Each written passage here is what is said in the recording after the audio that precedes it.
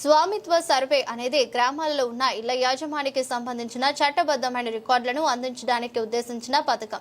ఇది గ్రామీణ ప్రజలకు వారి ఆస్తిని ఆర్థిక ఆస్తిగా ఉపయోగించుకోవడానికి బ్యాంకుల నుంచి రుణాలు పొందడానికి సహాయపడుతుందని మండల అభివృద్ధి అధికారి సత్యం తెలిపారు. ప్రకాశం జిల్లా కొమరోలు మండల పరిధిలోని ఎడమకల్లు పంచాయతీ ముక్తాపురం గ్రామంలో స్వామిత్వ సర్వేపై బుధవారం సాయంత్రం గ్రామ సభను ఏర్పాటు చేశారు.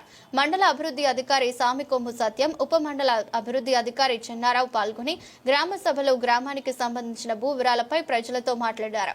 అనంతరం 103 మందికి చెందిన భూమిపై అభ్యంతరాలను అడిగి తెలుసుకున్నారు. ఎవరు ఎటువంటి అభ్యంతరాలు తెలపకపోవడంతో 103 మందికి చెందిన పీపీఎం కార్యక్రమం నివేదికను పూర్తి చేశారు. గ్రామ సర్పంచ్ రామరెడ్డి, గ్రామ ప్రజలు, రైతులు పాల్గొనగా ప్రజల నుండి ఎటువంటి సమస్యలు లేవని గుర్తించారు. ఈ సందర్భంగా మండల అభివృద్ధి అధికారి సత్యం మాట్లాడుతూ గ్రామీణ ప్రాంత ప్రజలకు సంబంధించి వారి మొత్తం భూమిని అంచనా వేయడానికి డ్రోన్ ద్వారా మ్యాప్ చేయడం జరిగిందని, దీని ద్వారా యాజమాన్యులకు వారి భూ వివరాలకు ఖచ్చితంగా నమోదు చేసి యాజమాన్యాలకు యాజమాన్య కార్డులు, ఆస్తి కార్డులు, టైటిల్ డీడ్లు జిల్లా కలెక్టర్ ఆదేశాల అనంతరం అధికారికంగా అందజేస్తారని ప్రజలకు తెలిపారు.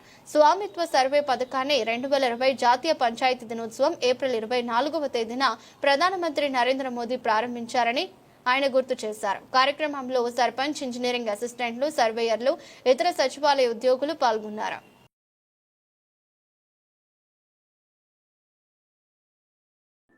స్వామిత్వ అనే కార్యక్రమాన్ని చేపట్టడం జరిగింది ప్రభుత్వం వారు. దాంట్లో భాగంగా మొదట ఒక మండలంలో కానీ, మండలంలో ఉన్న గ్రామ పంచాయతీలు, గ్రామ పంచాయతీలో ఉన్న గ్రామాలు, ఆ గ్రామంలో ఉన్న భూ హక్కుదారులు ఎవరికైతే వాళ్ళ సొంత ఇల్లు, లేకపోతే స్థలాలు, లేకపోతే పొలం ఏదైతే ఉందో వాళ్ళు హక్కుదారులుగా ఉన్న ఆ డాక్యుమెంట్స్ మొత్తాన్ని మరి వీళ్ళు రిజిస్టర్ చేసుకున్న తర్వాత కలెక్టర్గా మన జిల్లా సర్వే డిపార్ట్మెంట్ కానీ, రిజిస్టర్ డిపార్ట్మెంట్ కానీ, తర్వాత కలెక్టరేట్కి కానీ పంపిన డాక్యుమెంట్ అంతా కూడా వాళ్ళు పీపీఎంగా మారుస్తూ ఉన్నారు. పీపీఎం అంటే పర్సనల్ పార్సల్ నంబర్. దీనికి సంబంధించి ఈ కార్యక్రమాన్ని అంతా కూడా మరి మన పంచాయతీ కార్యదర్శులు, సర్వేయర్లు అక్కడికి వెళ్ళి అక్కడి నుంచి పీపీఎంలు తీసుకురావడం జరిగింది. ఉదాహరణకు నిన్న 12వ తేదీ కొమరోలు మండలంలో ముక్తాపురం గ్రామ పంచాయతీలో వెన్నంపల్లి గ్రామంలో మనము 103 పీపీఎంలు ఒంగోలు నుంచి తీసుకొని రావడం జరిగింది. పీపీఎంలు తీసుకొని వచ్చిన తర్వాత ఆ పీపీఎంలు పంచాయతీ కార్యదర్శి, తర్వాత ఇంజనీరింగ్ అసిస్టెంట్, తర్వాత సర్వేయరు, వీళ్ళంతా విఆర్ఓ వీళ్ళంతా కలిసి దాన్ని మొత్తము కూడా డెస్క్ వర్క్ చేసుకున్న తర్వాత గ్రామాలకు వెళ్ళడం జరిగింది. గ్రామంలో వెళ్ళి ప్రతి భూ హక్కుదారు ఎవరైతే ఒక ఆస్తి ఒక ఇంటి ఒక యజమాని పేరు మీద ఉంటుందో ఆ ఆస్తికి సంబంధించిన డాక్యుమెంటు మనకు వచ్చింది.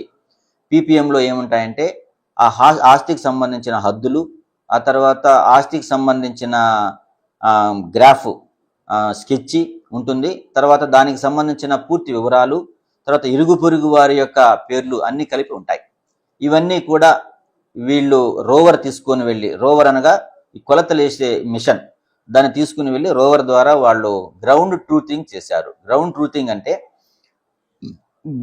భూమి యొక్క వాస్తవ నిజమైన వారి ఆస్తి అని నిర్ధారించే కార్యక్రమం, దాన్ని గ్రౌండ్ ట్రూతింగ్ అంటారు.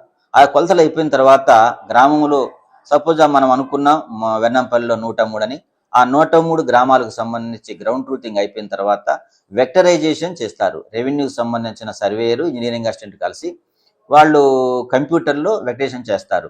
వాళ్ళు వేసిన కొలతల ప్రకారము, గవర్నమెంట్ ఇచ్చిన కొలతల ప్రకారం ఏమైనా తేడాలుంటే వాటికి సంబంధించి ఆ కార్నర్ పాయింట్స్ అన్నీ డిజైన్ చేసుకొని డిమార్కేషన్ అన్నమాట చేసుకుంటారనమాట. చేసుకున్న తర్వాత ఆ సిస్టమ్ మీద కరెక్ట్గా చేసిన తర్వాత ప్రింట్ తీసుకున్న తర్వాత వెక్టరైజేషన్ అయిపోతుంది. దాన్ని వెక్టరైజేషన్ కార్యక్రమం అంటారు.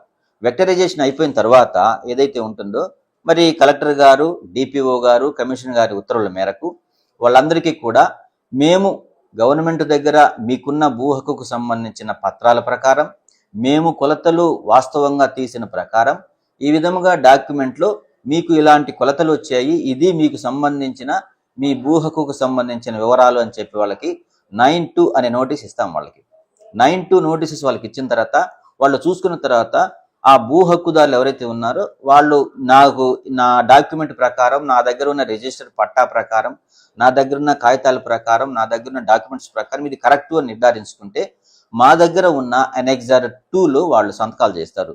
నా ఆస్తి మీరు కొలతలు వేసింది కరెక్ట్ అనేసి.